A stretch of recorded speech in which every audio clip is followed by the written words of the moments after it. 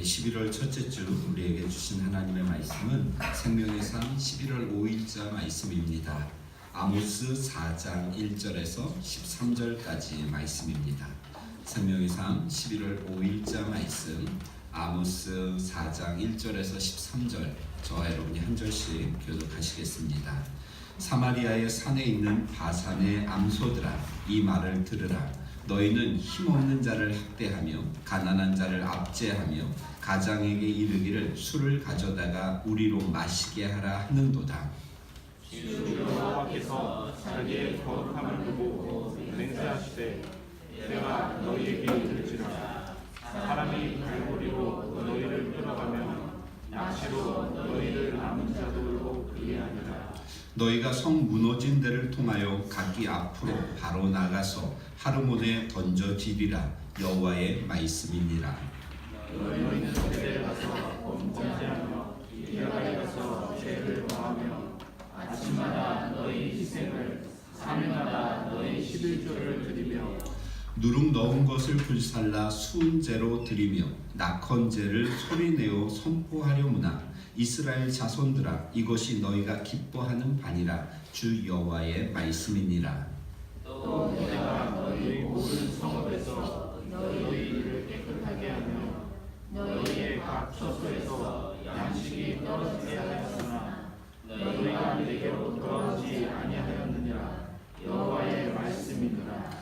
또 추수하기 석 달 전에 내가 너희에게 비를 멈추게 하여 어떤 성읍에는 내리고 어떤 성읍에는 내리지 않게 하였더니 땅 한 부분은 비를 얻고 한 부분은 비를 얻지 못하여 말랐음에 두세 성읍 사람이 어떤 성읍으로 비틀거리며 물을 마시러 가서 만족하게 마시지 못하였으나 너희가 내게로 돌아오지 아니하였느니라. 여호와의 말씀이니라. 내가 곡식을 마르게 하는 재앙과 깐부기 재앙으로 너희를 쳤으며 팥중이로 너희의 많은 동산과 포도원과 무화과 나무와 감람나무를 다 먹게 하였으나 너희가 내게로 돌아오지 아니하였느니라. 여호와의 말씀이니라. 내가 너희 중에 저녁 명 보내기를 애국에서 한국 정함하였으며 칼로 너희 청년들을 죽였으며 너희 말들을 노략하게 하며 너희 진영의 악취로 코를 찌르게 하였으나 너희가 내게로 돌아오지 아니하였느니라. 여호와의 말씀이니라. 내가 너희 중에 성읍 무너뜨리기를 하나님인 내가 소돔과 고모라를 무너뜨림과 같이 하였으므로 너희가 불붙는 가운데서 빼낸 나무 조각같이 되었으나 너희가 내게로 돌아오지 아니하였느니라. 여호와의 말씀이니라. 그러므로 이스라엘아 내가 이와 같이 내게 행하리라. 내가 이것을 내게 행하리니 이스라엘아 내 하나님을 만나기를 준비하라. 함께 있습니다. 보라 산들을 지으며 바람을 창조하며 자기 뜻을 사람에게 보이며 아침을 어둡게 하며 땅의 높은 데를 밟는 이는 그의 이름이 만군의 하나님 여호와이시니라. 아멘. 우리 미래소망교회 주일 예배 오신 성도님들 주의 이름으로 환영합니다. 우리 좌우에 계신 분들에게 인사하며 교제하겠습니다. 주의 이름으로 사랑합니다. 축복합니다. 지난 한 주 동안 3층 공사를 은혜 가운데 잘 마쳤습니다. 공사를 진행하면서 드는 생각은 우리가 마음에 소원하고 그리고 마음에 기도하는 것은 하나님께서 선하게 들으시고 응답하신다는 것이었습니다.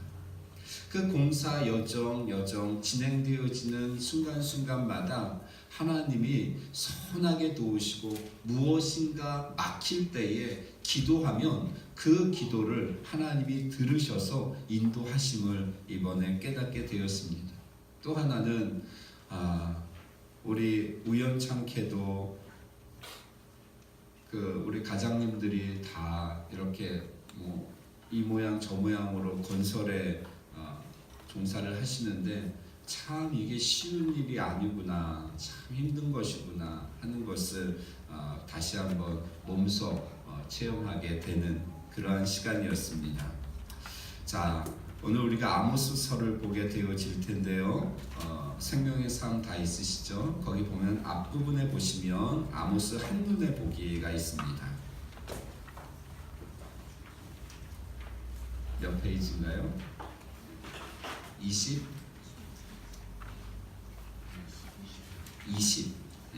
페이지. 아모스 한눈에 보기 이렇게 보시죠. 자, 생명의 삶 아모스 한눈에 보기 보시면 9장까지 되어 있는데 1장에서 2장 5절까지는 열방에 대한 심판을 이야기합니다. 이 아모스가 2장 6절부터 6장 14절까지는 북이스라엘. 그러니까 오늘 본문은 어디에 대한 이야기입니까? 북이스라엘. 이스라엘이 남쪽 유다와 북쪽 이스라엘로 나뉘어졌죠. 솔로몬 왕 이후에 나누어져서 분열 왕국 시대가 되지 않았습니까? 그래서 오늘 이 아모스 말씀은 북이스라엘에 대한 심판을 말씀하는 것이고 7장 1절부터 9장 10절까지는 5가지 환상 그리고 마지막 9장 15절에서 15절까지는 그날의 일에 대해서 말씀하고 있습니다.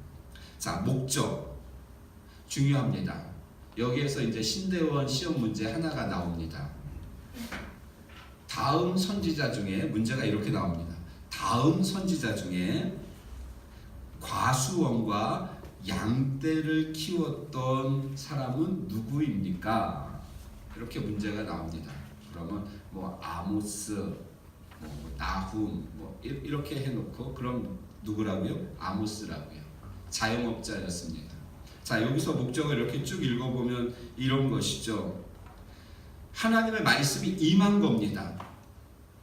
아모스에게 임하니까 그 말씀을 선포하지 않을 수가 없는 것이죠. 그런데 이 아모스는 선지자도 아니었고 그 당시 그냥 평신도였습니다. 평신도 입장에서 하나님의 말씀이 임하였다고 해서 이것을 한다는 것은 그리 쉬운 일이 아니라는 것이죠. 그것도 이 하나님의 심판에 대한 메시지를 전하는 것 쉽지 않습니다.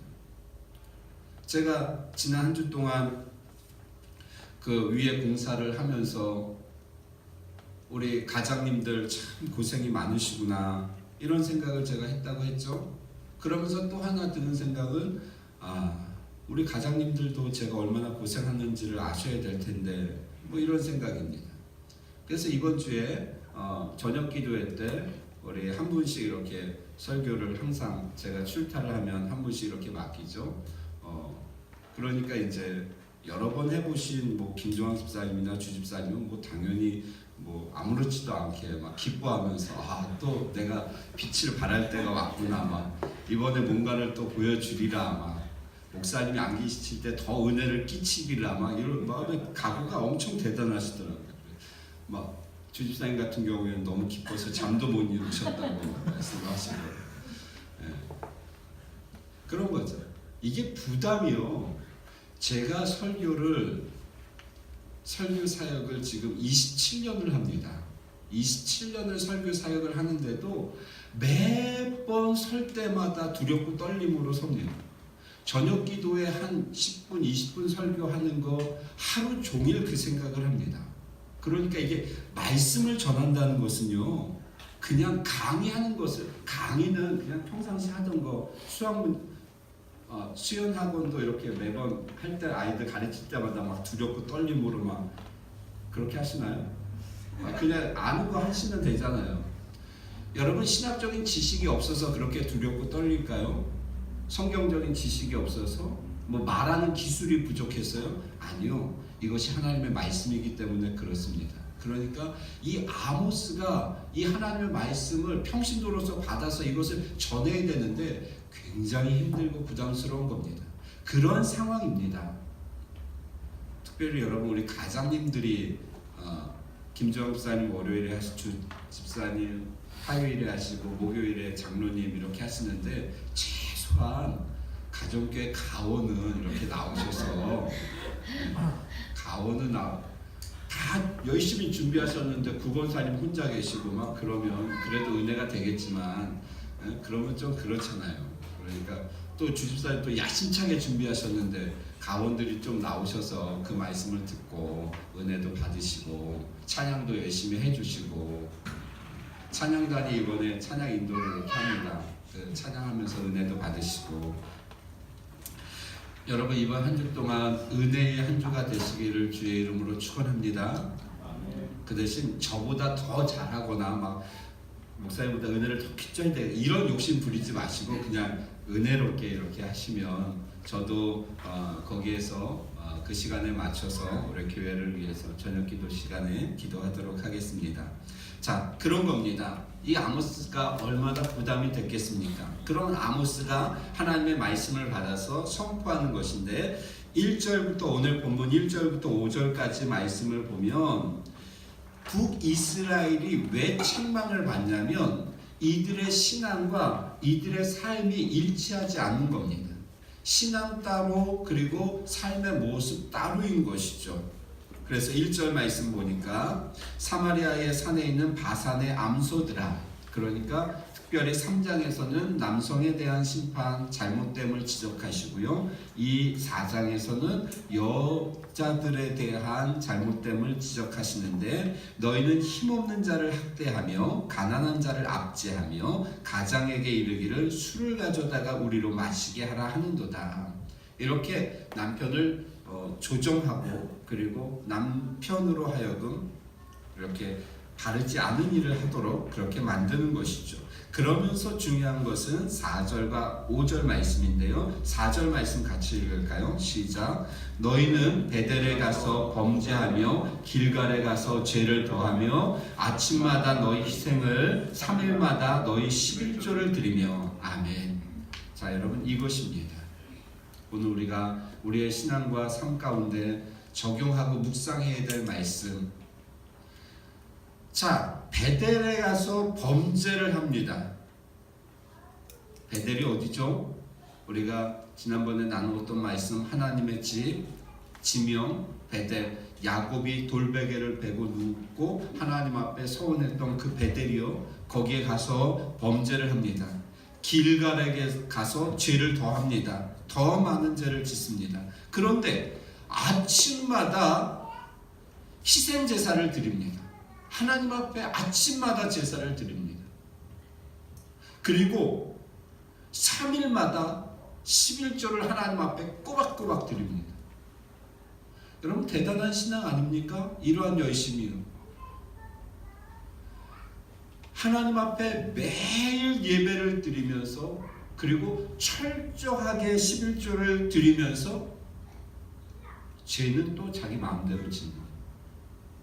죄도 열심히 짓고 신앙생활도 열심히 하는 거예요. 참 이해되지 않는 모습. 그러니까 죄를 짓는 것과 신앙생활 하는 것이 아주 공존하고 있는 것입니다. 그런데 더 놀라운 것은 무엇이냐면 왜 이렇게 되었는가?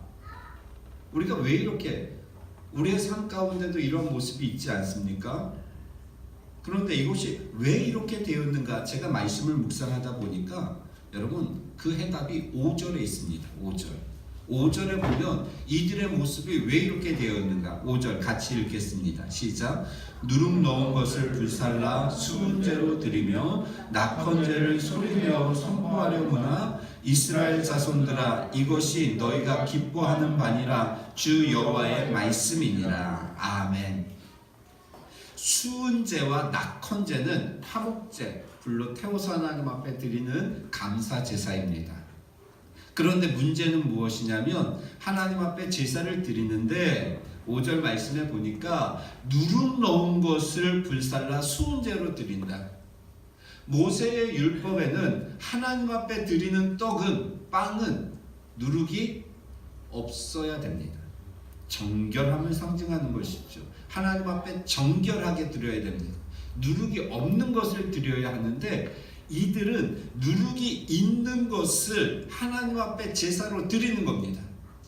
그러니까 신앙생활을 하는데 하나님의 말씀대로 신앙생활을 하는 것이 아니라 내가 하고 싶은 대로 내 마음대로 신앙생활을 하고 있는 것이죠. 그러니까 이 신앙의 모습이 하나님의 중심이, 하나님의 말씀이 중심이 되지 않으니까 신앙생활을 하면서도 삶에 죄가 많아지는 겁니다.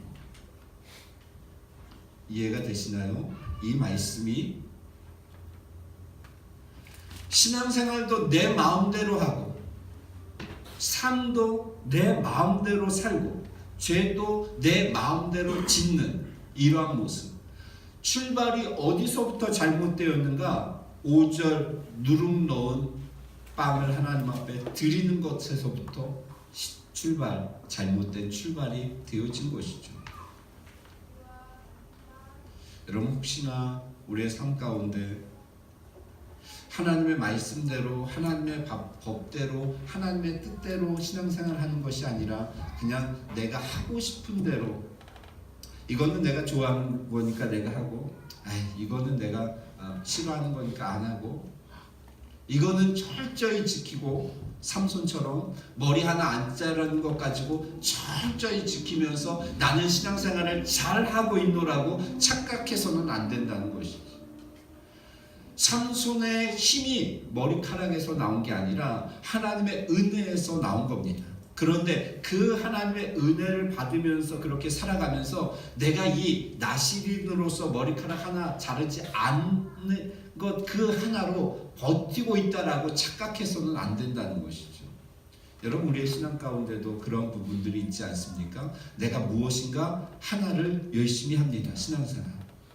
그러면서 이 정도면 됐지. 그래도 나는 이것을 하니까 라는 이러한 모습이에요.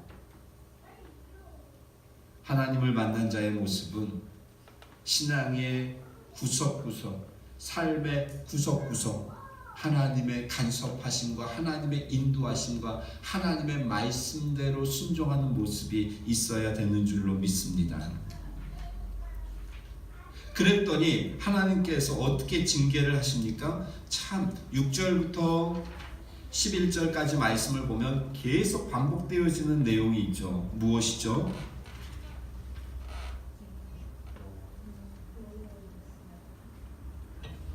더 앞으로 가야죠. 너희가 내게로 돌아오지 아니하였느니라. 여호와의 말씀이니라. 이것입니다. 자, 무엇이냐면 이제 보십시오. 6절에 보면 하나님께서 양식을 끊으십니다. 먹을 것이 없습니다. 그런데도 너희가 내게로 돌아오지 아니하였느니라. 이렇게 말씀하시죠. 7절 말씀. 비를 내리시지 않는 겁니다. 그럼에도 불구하고 비를 내리시지 않으니까 8절 극심한 가뭄이 있죠. 그럼에도 불구하고 너희가 내게로 돌아오지 아니하였느니라. 여호와의 말씀이니라. 이렇게 말씀하시는 것입니다. 9절 말씀에 보니까 황폐하게 됩니다. 곡식을 마르게 하는 재앙, 깐부기 재앙, 팥중이로 너희 많은 동산과 포도원과 무화과 나무와 감람나무를 다 먹게 하였는데도 여호와께 돌아오지 않는 것이죠. 여러분, 이 정도면 깨달아야 되지 않나요? 여러분, 이 정도면 하나님께로 돌아와야 되지 않나요? 고난이 계속 겹치고 있는데도 불구하고 하나님께로 깨닫지 못하고 돌아오지 않고 있는 겁니다. 그랬더니 하나님께서 10절에 보시죠. 내가 너희 중에 전염병 보내기를 애굽에서 한 것처럼 하였으며 칼로 너희 청년들을 죽였으며 너희 말들을 노략하게 하며 너희 진영의 악취로 코를 찌르게 하였으나. 이렇게 말씀하죠. 누구에게 내리셨던 재앙이죠? 애굽에 내리셨던 10가지 재앙들 아닙니까? 애굽에 내렸던 그 재앙들을 내림에도 불구하고 너희가 내게로 돌아오지 아니하였느냐. 이렇게 말씀하는 겁니다. 11절 말씀. 소돔과 고모라처럼 심판하였음에도 불구하고 너희가 내게로 돌아오지 아니하였느니라. 여러분, 저를 보십시오. 깨닫지 못하는 어리석은 백성의 모습입니다. 참 안타까운 것이죠.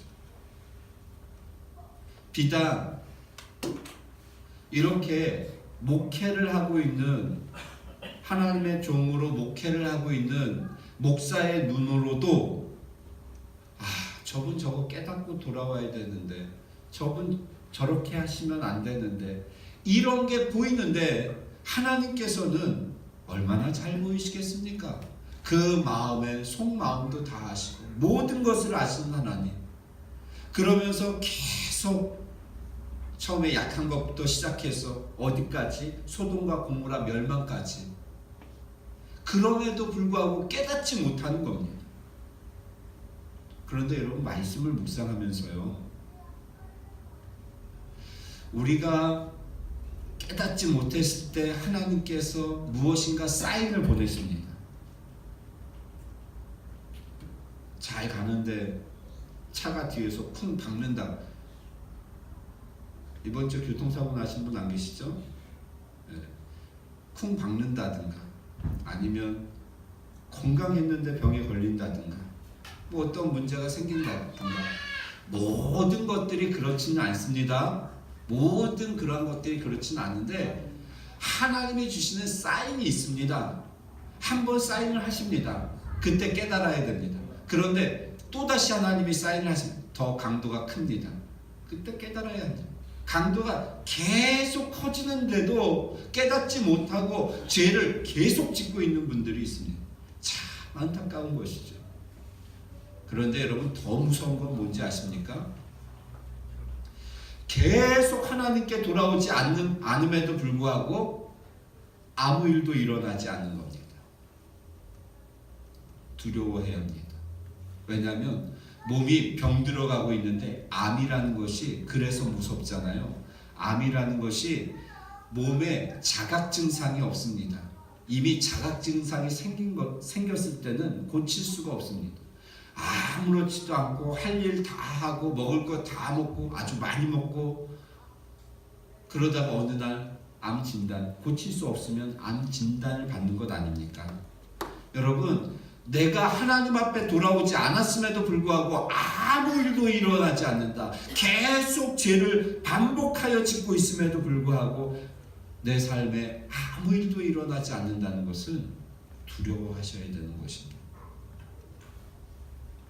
그런데 그거보다 더 무서운 것이 있습니다. 뭘까요? 그래도 이렇게 하나님께서 심판하시고 자극을 주시고 무엇인가 깨닫게 하시는 사건들이 일어나면 괜찮습니다. 아무 일도 일어나지 않는 것보다 낫습니다. 그런데 그거보다 더 무서운 것, 그렇죠, 하나님 앞에 반복적으로 죄를 짓고 있는데 오히려 하는 일이 잘 되는 겁니다.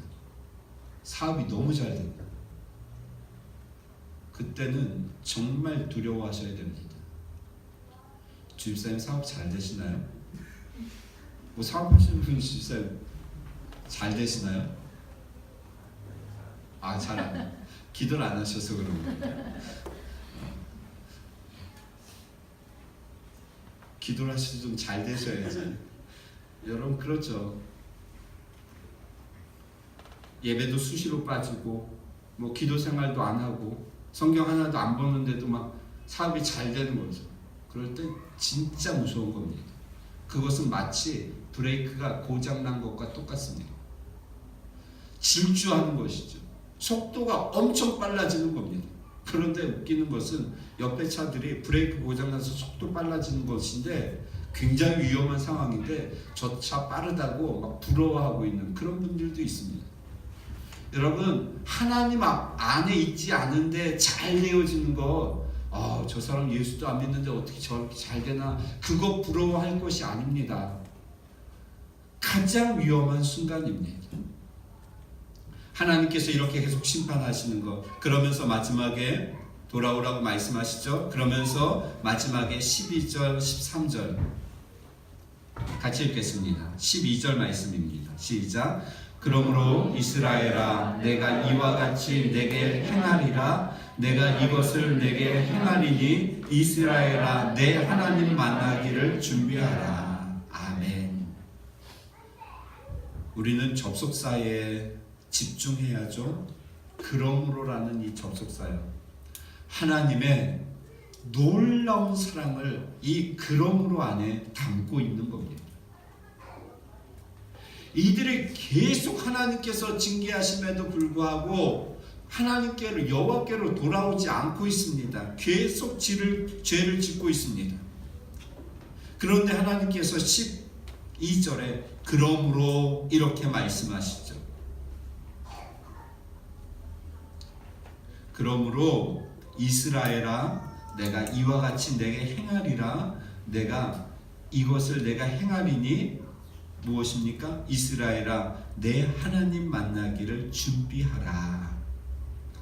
그럼에도 불구하고 이들이 계속 하나님의 말씀을 무시하고 자기 마음대로 신앙생활, 자기 마음대로 삶, 죄를 더하여 짓고 있는 가운데 계속 여호와께 돌아오지 않음에도 불구하고 하나님께서 다시 한번 기회를 주시는 것입니다. 다시 한번 기회를 주셔서 마지막으로 행하실 것을 하셨기 때문에 이스라엘 백성들은 이제 하나님을 만날 준비를 하라는 것입니다. 이제 한 번의 기회가 있다. 이것은 무엇을 말씀합니까? 다시는 기회가 없음을 뜻하고 있는 말씀입니다. 하나님의 놀라운 사랑임과 동시에 하나님의 무서운 심판의 말씀이기도 합니다. 이렇게 계속 하나님께 돌아오지 않을 때 이제 너희들 나를 만날 준비를 하라. 회개하고 돌아오는 자에게는 은혜가 될 것이고 그렇지 못하고 계속 죄 가운데 있는 자에게는 심판이 될 것을 말씀하고 있는 것입니다. 그러면서 13절은 하나님의 말씀은 빈말이 아니라 반드시 이루어진다 라는 것을 말씀하고 있는 것이죠. 사랑하는 성도 여러분, 우리가 어떻게 하나님을 만날 준비를 해야 합니까? 일단은 나의 삶이, 나의 신앙이 하나님의 말씀대로 행하고 있는가 하는 것을 점검해야 합니다. 열심히 신앙생활 하면서도 반복해서 짓는 죄가 있지 아니한가 점검해야 합니다. 그러면서 하나님께로 돌아와야 합니다. 그리고 또 우리가 해야 될 것은 다른 믿지 아니하는 영혼들, 우리 11월 19일 참사랑 축제인데요, 하나님께로 인도하는 겁니다. 어젯밤에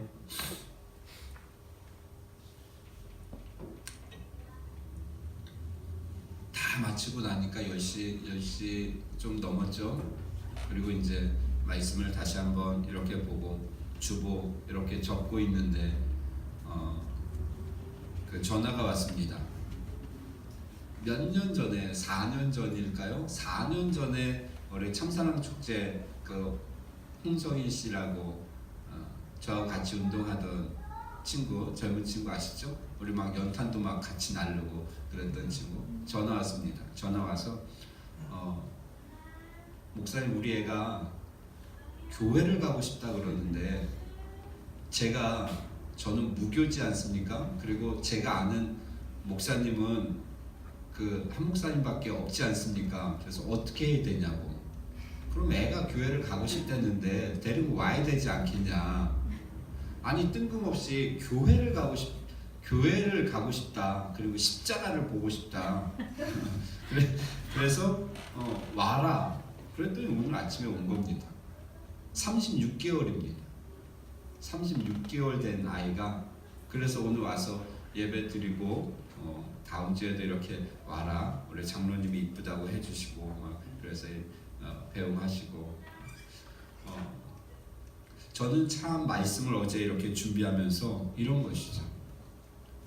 4년 전에 우리가 참사랑 축제에 한번 초청을 해서 거기서 그때 아마 그 참사랑 축제에 유일하게 그분 혼자 왔을 겁니다. 제가 초청해서 다른 분이 한두 분 더 계셨나요?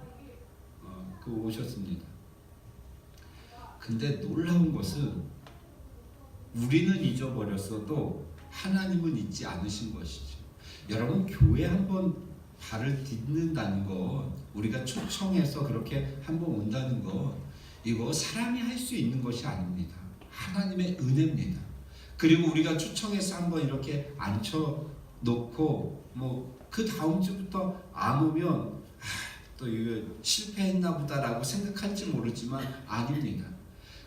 우리가 뿌린 그 전도의 열매, 그 복음의 씨앗이 하나님이 놀라운 방법으로 역사하시는 겁니다. 그 아이에게 부모가 교회에 대한 이야기를 한 것도 아니고 그 아이가 교회를 가고 싶다고 그래서 절도 있다 이렇게 해서 절도 있다 가령 절에도 가도 되고 교회를 가도 된다. 그 아이가 나는 교회를 가겠다 해서 이렇게 와서 오늘 예배를 드렸습니다. 우리가 복음을 전하고 어떻게 해서든지 막 힘들게 해서라도 이렇게 한번 앉혀놓는 것이요 귀한 사역이고 그것이 아름답게 열매 맺을 줄로 믿습니다. 우리가 다 책임질 필요는 없습니다. 초청하는 거 그것 하면 말씀은 제가 전하고 그 나머지는 이제 하나님께서 분주하게 그 영혼을 작업하십니다. 소망하기는 이번 참사랑 축제가 이제 2주 앞으로 다가왔는데 여러분 우리 전도 대상자들 있죠. 내가 먼저 하나님 만날 준비를 하고요. 그리고 그들에게 복음을 전하여서 얼마나 귀한 겁니까? 생명을 살리는 일입니다. 오늘 제가 그래서 그 성희 씨하고 대화하면서 그래 잘 왔다. 사람은 꼭 목사 한 명은 알고 있어야 되고 의사 한 명도 알고 있어야 된다. 그래야 산다. 그래야 살 수 있다. 의사를 알아야지 인체 뭐 그 얘기는 안 했지만 의사를 알아야 인체가 살고 목사를 알아야 영이 사는 것이죠. 그래서 여러분 참사랑 축제를 통하여서 전도 이렇게 대상자들 분들 계시잖아요. 저 소개시켜 주시고 그래도 최소한 아는 목사 한 명 정도는 또 우리 교회가 이렇게 사이즈가 그렇게 크지 않으니까 제가 부르면 언제든 가지 않습니까? 이렇게 편리한 시스템이 어디 있습니까? 큰 교회 목사님이요. 여러분 우리 교회 커지면 저 여러분 예약하셔서 만나셔요. 막 박지임 사님처럼 부스부스 막 밤 11시에도 막 와서 목사님 베트남 가시는데 옷 입어보시라고 막 이런 거 못합니다. 예약하시고 오셔야 돼요. 교회가 커지면 얼마나 좋습니까? 목사는 다 같은 목사입니다. 뭐 큰 교회 목사나 작은 교회 목사나 다 같은 목사입니다. 물론 큰 교회 목사님들은 더 훌륭하시죠. 더 훌륭하신 것 제가 인정합니다. 그래도 우리가 이번 참사랑 축제를 통하여서 그런 복음을 전하는 쉽지는 않습니다.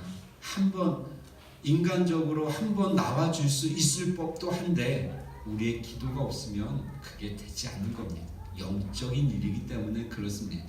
그걸 통해서 우리가 그렇게 하나님 앞에 매어 달리면서 기도함으로 인하여서 내 영이 사는 것이고요. 하나님이 그것을 우리에게 알게 하시는 것입니다.